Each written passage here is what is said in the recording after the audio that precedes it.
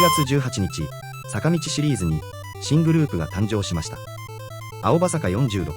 募集開始直後、アクセスが集中して、認証が遅れるほどの応募が殺到しました。ステータスを見てみましょう。活動期間、365日。あれ、期間が書いてある。デビューしたのに、もう終わりの日が決まってるの？1年後、青葉坂46は解散します。でもメンバーはいなくなりません。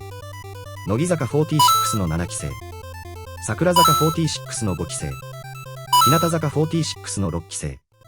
そのいずれかへ配属されるんです。じゃあデビューが最終クエストじゃなくてチュートリアルだったんです。アイドルにとって解散は普通、バッドエンドです。